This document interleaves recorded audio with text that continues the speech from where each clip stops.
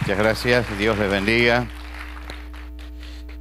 Es un gusto poder estar esta primera noche de semana. El domingo pasado dimos algo así como el puntapié inicial, como hemos colocado el primer ladrillo de lo que sería el discipulado. Vamos a intentar en estos días ir colocando cada día un ladrillo más para entender lo que es el discipulado. Y vamos a terminar, si Dios quiere, el fin de semana hablando de el discípulo ya frente a la sociedad. Es decir, cómo nos enfrentamos a la sociedad. Vamos a seguir hoy con el proceso del discipulado. Voy a leer en el Evangelio según San Lucas, el capítulo 5. Evangelio según San Lucas, el capítulo 5. Desde el primer versículo. Así que dice así la palabra de Dios. Aconteció que estando Jesús junto al lago de Genesaret, el gentío se agolpó sobre él para oír la palabra de Dios, y vio dos barcas que estaban cerca de la orilla del lago, y los pescadores, habiendo descendido de ellas, lavaban sus redes. Y entrando en una de aquellas barcas, la cual era de Simón, le rogó que la apartase de tierra un poco, y sentándose enseñaba desde la barca a la multitud. Cuando terminó de hablar, dijo a Simón: boga mar adentro y echad vuestras redes para pescar. Respondiendo Simón le dijo: Maestro, toda la noche hemos estado trabajando y nada hemos pescado, mas en tu palabra echaré la red. Y habiéndolo hecho, encerraron gran cantidad de peces y su red se rompía. Entonces hicieron señas a los compañeros que estaban en la otra barca para que viniesen a ayudarles, y vinieron y llenaron ambas barcas de tal manera que se hundían. Viendo esto, Simón Pedro cayó de rodillas ante Jesús, diciendo: Apártate de mí, Señor, porque soy hombre pecador. Porque por la pesca que habían hecho, el temor se había apoderado de él y de todos los que estaban con él. Y asimismo de Jacobo y Juan, hijos de Zebedeo, que eran compañeros de Simón. Pero Jesús dijo a Simón: No temas, desde ahora serás pescador de hombres. Y cuando trajeron a tierra las barcas, dejándolo todo, le siguieron. Hasta aquí nada más en la lectura de la palabra de Dios en esta noche. Voy a tratar un tema que es muy querido para mí, que fue muy querido para mi generación. Nuestra generación se forjó girando alrededor del tema que yo voy a tratar esta noche. Y seguramente muchas veces he hablado de este tema aquí con ustedes, pero no se puede hablar del discipulado sin detenerse en este aspecto, que es un aspecto fundamental. Ustedes recuerdan que el Señor resucitado le dijo a los discípulos: vayan y hagan discípulos. Y discípulo es una persona que está voluntariamente dispuesta a seguir a Jesús, a obedecer sus indicaciones y a dejarlo obrar en su vida. Pedro tuvo dos encuentros con Jesús, de los cuales hemos hablado el domingo, y sobre los cuales quiero ahondar algunas cosas. En el primer encuentro Jesús le hace la propuesta: tú eres Simón, hijo de Jonás, serás llamado Pedro. Es decir, esta es la primera propuesta de Jesús. Simón era la materia prima, lo que venía de fábrica, lo que venía de sus padres. Esto era Simón. Ahora, por supuesto que venía con todos los defectos de la naturaleza humana, todos. Jesús le propone a ese hombre, que era un hombre voluble, impulsivo, cambiante, le propone hacerlo firme, estable y sólido. Este es todo un proceso. Y en el primer encuentro se plantea esto. En el segundo, Jesús pasa junto al mar de Galilea y ve a Simón y a Andrés que están con las redes, los encuentra pescando con su hermano y los invita a seguirlo. Pedro deja las redes, sigue al Señor y comienza entonces en ese momento el periplo de seguimiento a Jesús. Ahora, yo quisiera que analicemos con cuidado estos dos encuentros, porque los dos encuentros son diferentes. ¿Cuál es el propósito del Señor con él? Tiene un doble propósito. Y el discipulado tiene un doble propósito. Y el Señor en el primer encuentro le habló del primero de los propósitos. Y en el segundo encuentro le habló del segundo de los propósitos que Él tiene. En el primer encuentro, el Señor Jesús le propuso como meta un cambio de carácter. Es decir, tú eres Simón y tendrás que ser Pedro. Este es un cambio de carácter. En el segundo encuentro, Jesús le encomienda, le propone encomendarle una tarea determinada. Serás pescador de hombres. Quiere decir que los dos enfoques de Jesús fueron distintos. En el primero se dirigió a la transformación de la persona y en el segundo a la misión que tenía que cumplir, y lo hizo en ese orden. Primero dijo, la propuesta es el cambio de la persona y después es que cumplas la misión. Mencioné el domingo pasado el versículo de Marcos sobre este tema.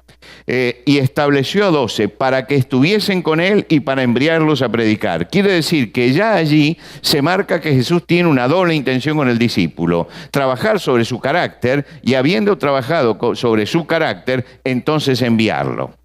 ¿Por qué es esto? En primer lugar, porque en la primera etapa el hombre tiene que transformarse, estar con Jesús. Jesús lo llama para estar con él, estar con él. El crecimiento espiritual y el trabajo en el carácter de la persona se va dando por el contacto que nosotros tengamos con el Señor. El contacto que tengamos directamente con el Señor. Es decir, el Señor va a ir modelando el carácter, y para eso lo llama, para que esté con Él y en la relación con Él se vaya plasmando un carácter diferente. La relación que yo establezco con el Señor.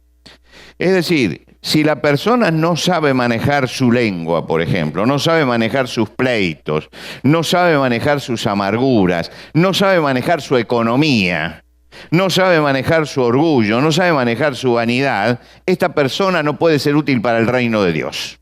No puede ser útil para el reino de Dios. Esta persona tiene que saber manejar todas esas cosas para poder avanzar. Por lo tanto, lo primero que hay que cambiar es el carácter de la persona. Tiene que ser transformado el carácter de la persona. Y una vez que entramos en la transformación del carácter, entonces el servicio va a ser efectivo. Si empiezo a servir antes de la transformación del carácter, lo que me pase a mí como persona y las fallas que yo tenga van a influenciar directamente el trabajo que tengo que hacer. Por eso Jesús los tomó y 3 años estuvo con ellos formando su carácter.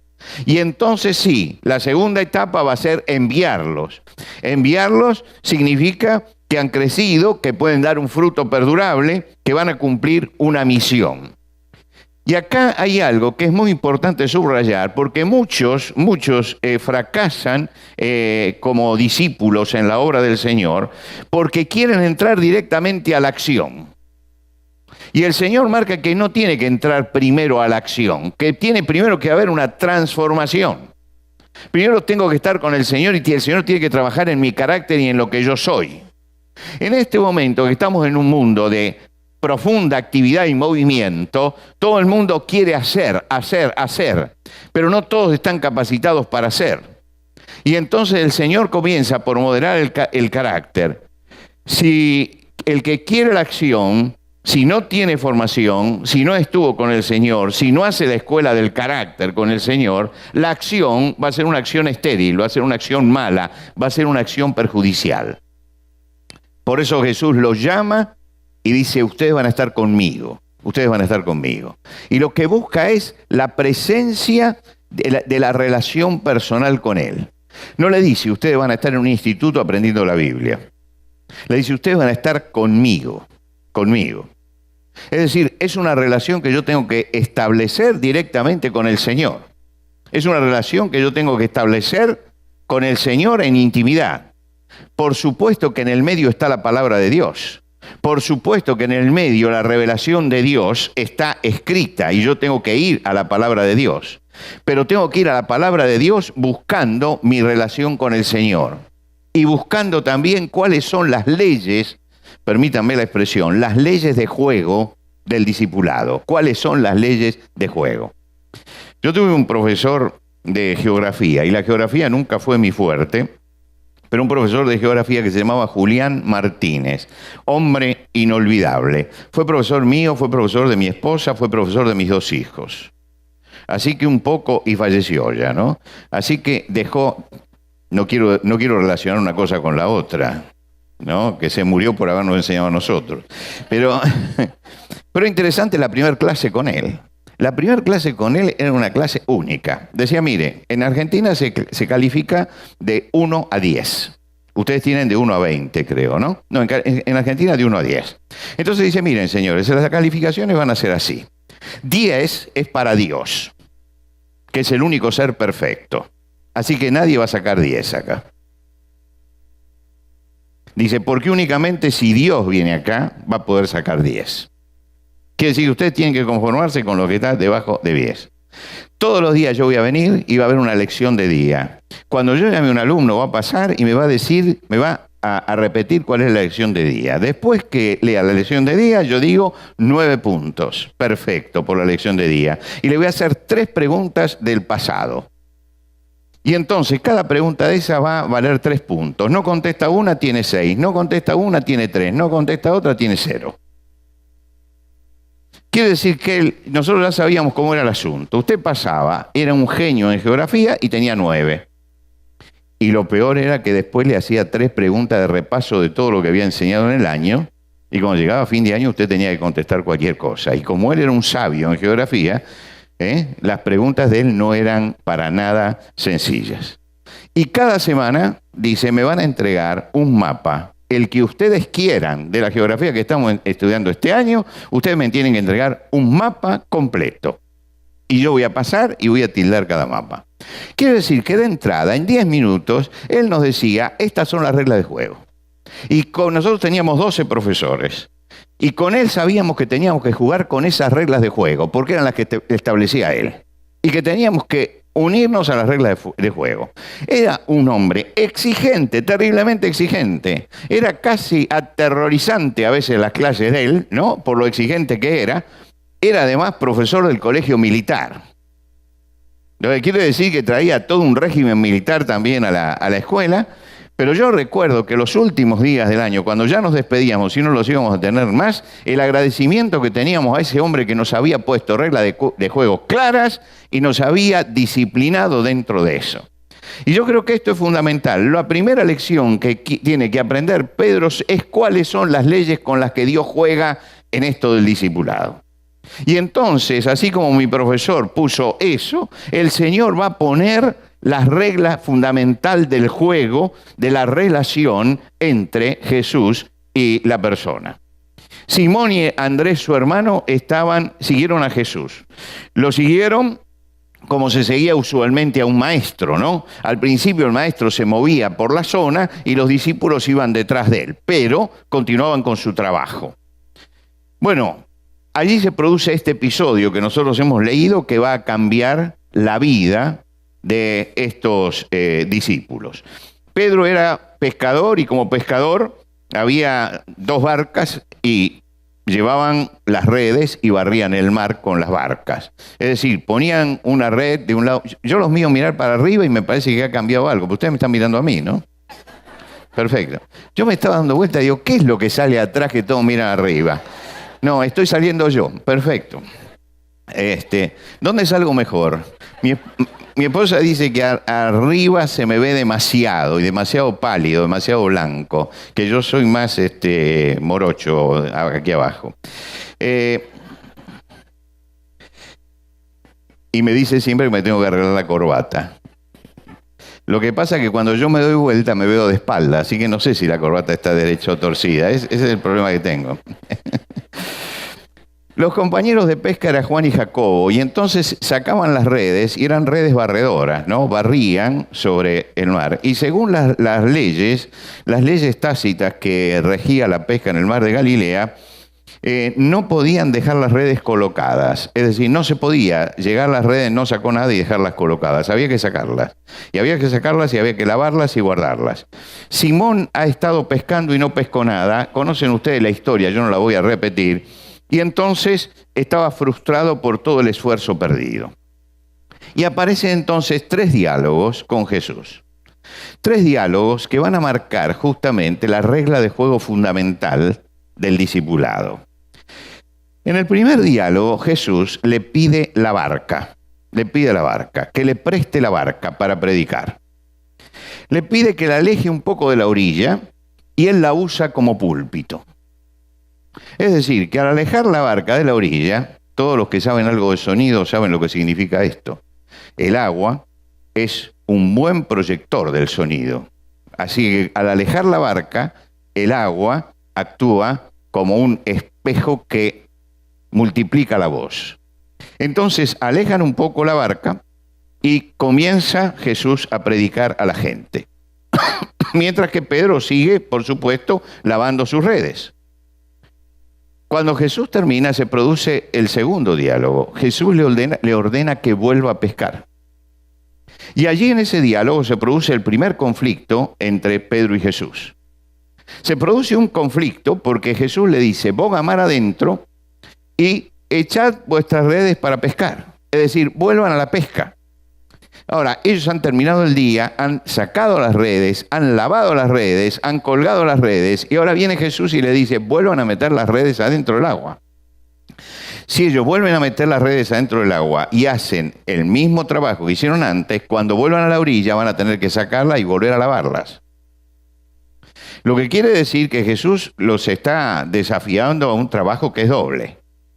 Pero además, Pedro lo mira y lo mira diciendo, pero él es un maestro espiritual. ¿Qué sabe de pesca? ¿Qué sabe de pesca? Entonces así comienza el diálogo y él le dice, maestro, toda la noche hemos estado trabajando y no hemos pescado, mas en tu palabra echaré la red. Como diciendo, yo me resigno, pero tengamos en claro que nosotros, que somos los pescadores, no hemos sacado nada. Y tú vienes y nos dices esto, si hay que obedecer, yo obedezco, pero bajo este principio. No hemos sacado nada, es por una cuestión de respeto únicamente que voy a tirar la red. Lógicamente que él lo está considerando una autoridad espiritual a Jesús. Lo considera una autoridad espiritual. Pero también considera que Jesús no sabe nada de pesca, que Jesús sabe de cosas espirituales. Y Pedro reconoce esa autoridad espiritual y doblega su oficio a lo que Jesús le dice. Y dice que cuando echa la red cae gran cantidad de peces. La red amenaza con romperse. Y esto, para un pescador avesado, no para el neófito que no sabe cómo funcionan las cosas, sino para un pescador avesado, es algo insólito, totalmente insólito que pase esto. No puede pasar esto. ¿Por qué? Porque ya amaneció. Y al amanecer los peces bajan. Ellos no pueden alcanzarlos allá en el fondo. Ellos saben que tienen que pescar de noche porque es cuando los peces suben. Y ahí los recogen. Y si se fueron y lavaron las redes es porque entendieron que los peces estaban abajo. Ahora resulta que sacan la red y está llena, y está tan llena que la red se rompe. Y suben los peces a la barca y las barcas amenazan hundirse por el peso. Y Pedro comprende entonces que acá está frente a algo más que una autoridad espiritual, como él pensaba. Frente a algo más que un maestro. Y entonces dice, apártate de mí, Señor, porque soy un hombre pecador. Y acá se produce un crack en la vida de Pedro muy importante, porque él deja de ver a Jesús como un maestro espiritual, que él lo ponía al lado de los grandes rabinos que conocía, de Gilel, de Shammai, de Gamaliel, ¿no? Era un rabino como este. Pero ahora él ha demostrado que es más que un rabino, que es más que cualquiera de los sabios judíos, que él tiene un poder especial y que este poder es de Dios. Y entonces él saca una palabra distinta. Ahora ya no lo va a llamar maestro, ahora empieza a llamarlo Señor.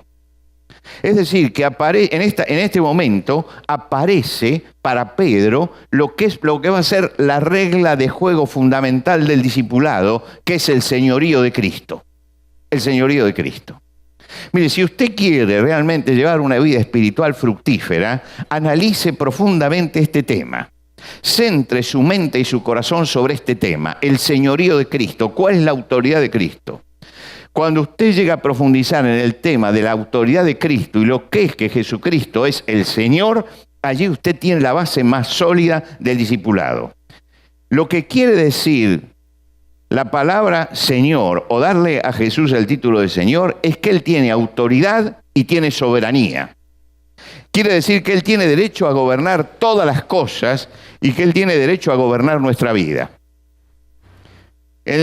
Cuando Pedro, años después, y ya en la segunda etapa de su vida, es decir, cuando ya había dejado la etapa de la formación del carácter, no porque estuviera terminado, sino porque había llegado a ser apto, y comienza en Pentecostés a predicar, la predicación que hace Pedro termina diciendo: sepa pues ciertísimamente toda la casa de Israel que este Jesús, a quien vosotros crucificasteis, Dios le ha hecho Señor y Cristo. Fíjese cómo se metió la palabra Señor en su mente y en su vocabulario, que Él desafía a la gente a que se acerque al Señor y Cristo. Y Él no menciona aquí otro término más que que Jesucristo es el Señor. Con esto apunta a colocar a Jesús en el lugar en que debe estar, en el lugar del señorío, en el lugar de la suprema autoridad. No llamó al pueblo al que le estaba predicando a tomar otro aspecto de Jesús, por ejemplo, el oficio de Salvador, sino que lo llamó a entregarse a Jesús como el Señor. Entregarse a Jesús como el Señor. Esto es muy importante tener en cuenta porque esto habla de lo que significa la conversión. Nosotros muchas veces creemos que nos convertimos y adicionamos a Cristo a nuestra vida. Y es verdad que algunas veces la palabra de Dios habla de recibir a Cristo, adicionarlo a nuestra vida. Pero el sentido real de la conversión no es que yo hago que Cristo entre en mi vida, sino que yo tomo mi vida y se la entrego a Cristo. ¿Me explico? Es una entrega total de la vida al Señor. Y esta es una confusión que muchas veces afecta profundamente la vida del cristiano. Porque el cristiano cree que metió a Cristo en su vida para que lo salve, pero que después él puede vivir como quiera. Más o menos se ajusta a ciertas cosas. Pero cuando yo entiendo que he entregado mi vida al Señor, es decir, que he tomado todo lo que soy y lo he puesto en las manos del Señor, cuando entiendo lo que es el señorío de Cristo sobre mi vida, ahora me doy cuenta que yo no puedo tomar decisiones solo, que yo no puedo manejarme solo, que yo tengo que consultarlo todo porque tengo un Señor arriba. No es que yo tengo a Jesús en mi corazón y cuando las cosas me van mal, entonces digo: Señor, ayúdame. Sino que cuando voy a plantear mi vida, tengo que plantearla dependiendo del Señor. Jesús no es el bombero que apaga el incendio de la vida espiritual, que cuando tengo un problema lo llamo porque ahí está. Jesús es el Señor. Y cuando decimos que Jesús es el Señor, significa que yo tengo que planificar debajo de las órdenes del Señor y no por mi propia cuenta. Por eso Pedro proclamó: a este Jesús a quien vosotros crucificasteis, Dios le ha hecho Señor y Cristo. Cuando proclamó él a Jesús como Señor, el pueblo se compungió. Y fíjense que dice: al oír esto se compungieron de corazón y dijeron a Pedro y a los otros apóstoles: varones hermanos, ¿qué haremos? ¿Qué es lo que les había golpeado? Les había golpeado la palabra Señor. Ellos habían llevado a la cruz a la suprema autoridad y ellos tenían que estar abajo de esa autoridad. Y ellos dijeron: ¿ahora qué vamos a hacer? Y entonces aparece, bueno, ustedes saben eso de arrepentidos y convertidos, que sería la respuesta. Poco tiempo después, el apóstol Pedro es llamado por el Señor para comenzar su tarea entre los gentiles. Entonces tiene que ir a la ciudad de Cesarea, porque allí tiene que hablarle a un gentil que se llama Cornelio. Este va a ser el primer gentil convertido. Es un hombre criado en el politeísmo Es un hombre ajeno al conocimiento de Dios, pero que sin embargo tenía un respeto por la fe judía, profundo respeto por la fe judía. Y oraba al Señor. Y entonces Pedro le habla de Jesús. ¿Y qué es lo que le dice Pedro? Dios envió mensaje a los hijos de Israel anunciando el evangelio de la paz por medio de Jesucristo. Este es Señor de todos. Fíjese cómo él subraya en la predicación el hecho del señorío de Cristo. Le dijo a los judíos en su primer mensaje, Él es el Señor. Y le dice a Cornelio, Él es el Señor de todos. ¿Se dan cuenta? Está subrayando el hecho del señorío de Cristo.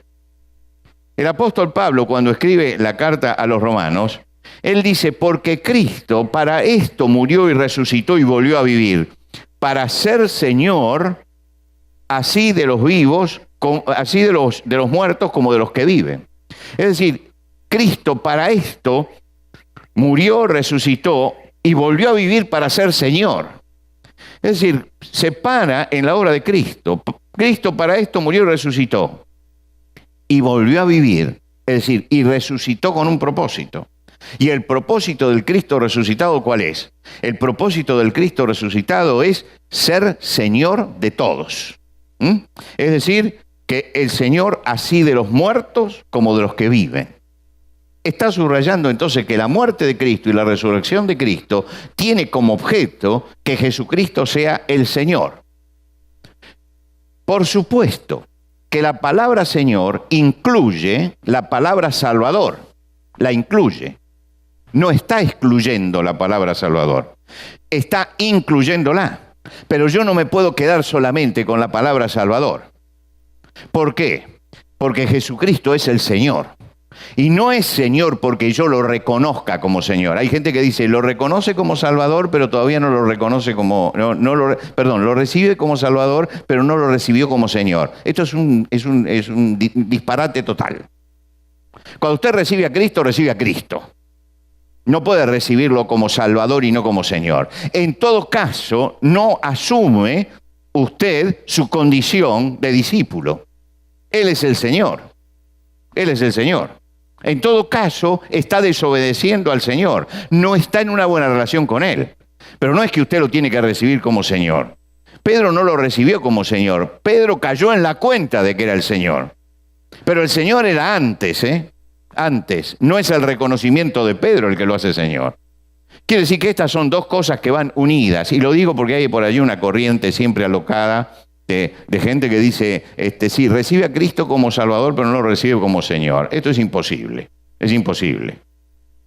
Porque Jesucristo es uno. Y la obra de Jesucristo es única. Por lo tanto, usted cuando lo recibe como Señor de su vida. Pablo, ustedes recuerdan lo que dice Pablo cuando escribe a los filipenses. Por lo cual Dios también le exaltó hasta lo sumo y le dio un nombre que es sobre todo nombre, para que en el nombre de Jesús se doble toda rodilla de los que está en el cielo, en la tierra y debajo de la tierra, y toda lengua confiese que Jesucristo es el Señor, para gloria de Dios Padre. Le estoy subrayando estos versículos porque a veces son versículos que quedan olvidados allí. Y está destacando toda la Biblia que para que yo sea un discípulo tengo que entender que la ley fundamental del juego es que yo soy un discípulo y Él es el Señor. Que yo obedezco y Él manda. Que Él es el que dirige. Que Él es el que gobierna. Y no hay discipulado sin este comienzo.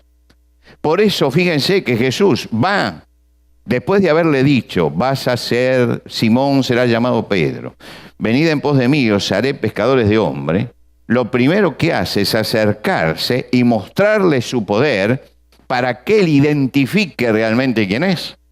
En aquel momento tenía que identificarlo por un milagro. Nosotros ya no necesitamos un milagro para identificarlo. Nosotros tenemos la palabra de Dios y tenemos toda la Escritura y tenemos la experiencia histórica y sabemos que Cristo murió y resucitó. Pero en aquel momento era necesario hacerlo así. Y entonces Jesús hace un poderoso milagro que le demuestra a Pedro cómo tiene que ubicarse frente a él. Que él tiene que ubicarse en el lugar del discípulo y que tiene que aprender del maestro. Reconocer como Señor a Jesús es el principio fundamental del discipulado. Es el principio fundamental. Y ahondar en el conocimiento de Jesús como Señor es lo que fundamenta profundamente el discipulado. El Señor defendió su señorío. El Señor le dijo un día a los suyos: ustedes me llaman maestro y señor, y dicen bien porque lo soy. Está diciendo, mi señorío es algo que está fuera de toda discusión. Yo soy eso. Y cuando ustedes me llaman señor, yo no les digo, no, miren, no. Ustedes están mencionando el título legítimo. Yo soy el Señor. Ustedes me llaman maestro y soy maestro. Y me llaman señor y soy señor. Y ustedes dicen bien esto, porque yo lo soy. Yo lo soy. Es decir, está poniendo en su lugar el discipulado. Pero Jesús también advirtió de ciertas cosas. Él dijo, no todo el que me dice Señor, Señor, entrará al reino de los cielos, sino el que hace la voluntad de mi Padre que está en los cielos.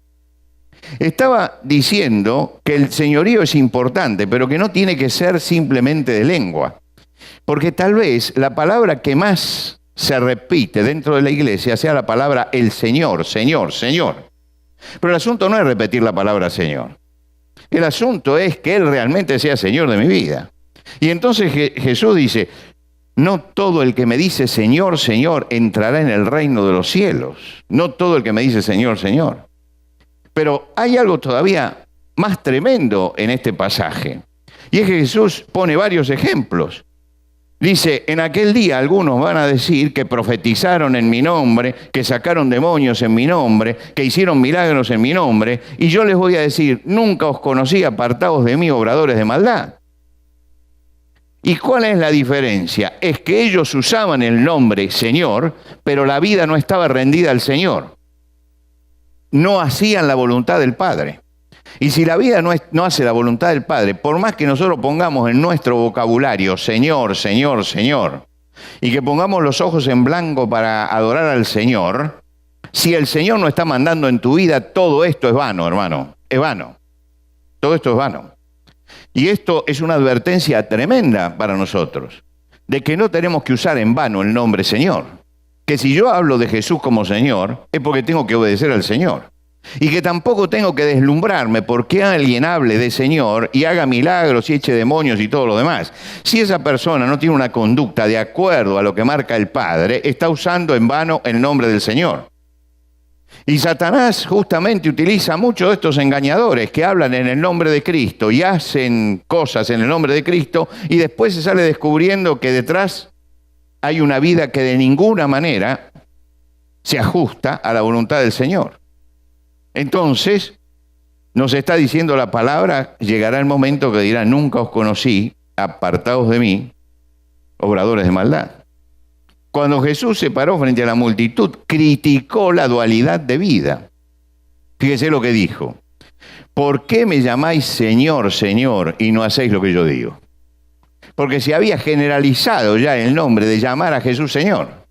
Y Jesús dice, mire, no es el asunto de poner la palabra, sino es el asunto de someter la vida. Hay una confesión de Jesús como Señor que es verdadera. Es esa que busca su consejo, que busca su voluntad, que trata de honrarle en todos sus caminos y que le entrega el gobierno de la vida. Esto es legítimo. La persona que busca el consejo del Señor, que busca hacer la voluntad, que trata de honrarlo todos los días y que busca realmente entregarle el gobierno de la vida para hacer lo que el Señor dice, esta persona lo llama legítimamente Señor, porque es Señor de su vida.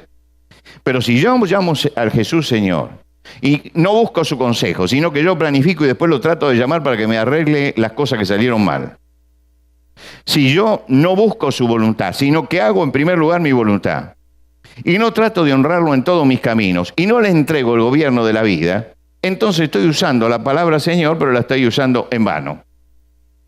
Y hay una profunda diferencia en esto. Mientras que uno cree que Jesús tiene autoridad y soberanía, tiene derecho a gobernar todas las cosas, tiene el derecho a gobernar nuestra vida, el otro no lo cree. Hay una convicción intelectual. Y hay que tener cuidado con las convicciones intelectuales, ¿no es cierto? La convicción intelectual.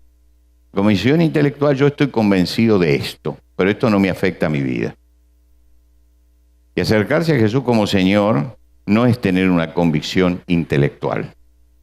Es otra cosa. Es aceptar que Jesucristo gobierne la vida. Fíjese, Pedro se da cuenta de lo que significa la relación con el Señor. Y se da cuenta de la distancia que hay entre el hombre y Dios. El hombre y Dios. La presencia de Dios tiene que ser solemne y tiene que solemnizarnos. Lutero decía, nos hemos desacostumbrado tanto a la presencia de Dios que ya hemos dejado de temerle. Y muchas veces no tomamos conciencia de lo que esto significa. Hermano, nosotros podemos repetir la misma frase de Pedro cuando llegó a la casa de Cornelio. Hoy todos estamos aquí en la presencia de Dios. En la presencia de Dios. Y esto es solemne, es solemne, es solemne. Porque estoy ante el ser santo, santo, santo. Yo que soy pecador. Y tengo que saber cómo tengo que conducirme. Porque estoy delante de Dios. El temor de Dios, que no es lo mismo que el miedo de Dios. Miedo es otra cosa. Miedo es otra cosa. Yo le tengo miedo. Si hoy entrara por aquí una fiera suelta, yo tendría miedo. ¿Por qué? Porque no sé cómo va a reaccionar. Dios, yo sé cómo va a reaccionar. Siempre. Siempre. Por lo tanto, tengo que tener temor. No miedo, temor. Y el temor significa reverencia. Reverencia. Temor de Dios significa reverencia. Hermanos, predicar el Evangelio de Dios es una responsabilidad terrible. Y el día que yo deje de temblar antes de subir, no subo más a un púlpito. Porque es solemne lo que está pasando. Estamos en la presencia de Dios. Estamos en la presencia de Dios. No tolero durante un servicio al Señor ninguna cosa que perturbe. Me molesta que un celular suene, porque estamos en la presencia del Señor. Me molesta que un padre no controle a su niño y lo deje correr por el pasillo, porque estamos en la presencia del Señor. Y hay que tomar conciencia de esta presencia. Hay que tomar conciencia. Hay que tomar conciencia de que si esta noche el Señor Jesucristo entraría por aquí, entraría por este lugar para llegar aquí, ninguno de nosotros lo aplaudiría. Todos caeríamos con la cabeza en tierra para adorarle, porque a Dios hay que adorarlo. Y hemos perdido muchas veces el sentido de la adoración a Dios, del temor de Dios, del acercarnos a Dios con la debida reverencia. Yo he tenido que interrumpir predicaciones del Evangelio por un celular que suena. He tenido que interrumpir el llamamiento que se hace para la conversión en el momento en que el Espíritu Santo está trabajando, porque alguien está contestando en la segunda banca un llamado que recibió. Esto es vergonzoso, porque esto es perder noción de dónde estamos y perder noción de lo que es la presencia de Dios. Estamos ante la presencia de Dios, hermano, ante la presencia de Dios. El Señor Jesucristo dijo, donde hay 2 o 3 reunidos en mi nombre, estoy yo en medio de ellos. Y tenemos que temblar al pensar que el Señor está aquí en medio nuestro. está aquí, en este lugar. Está aquí la máxima autoridad del universo, el que gobierna todas las cosas con la palabra de su poder. Y nosotros somos pecadores y llegamos aquí. Y Pedro tuvo conciencia de eso. Pedro dijo, Señor, apártate de mí, porque soy hombre pecador. Apártate de mí, porque soy hombre pecador. Tuvo conciencia de esto Juan el Bautista. No soy digno de atar la correa de su calzado. Lo dijo el último y el más grande de los profetas. ¿Recuerda? Dijo así, no soy digno de atar la correa de su calzado. El discípulo tiene que tener conciencia de la presencia de Dios y de la autoridad de Dios sobre su vida. Un encuentro en este lugar no es lo mismo que un encuentro en un teatro, no es lo mismo que un encuentro en un cine. Acá estamos en la presencia de Dios. Nos hemos reunido para eso. Y acá estamos honrando al Señor.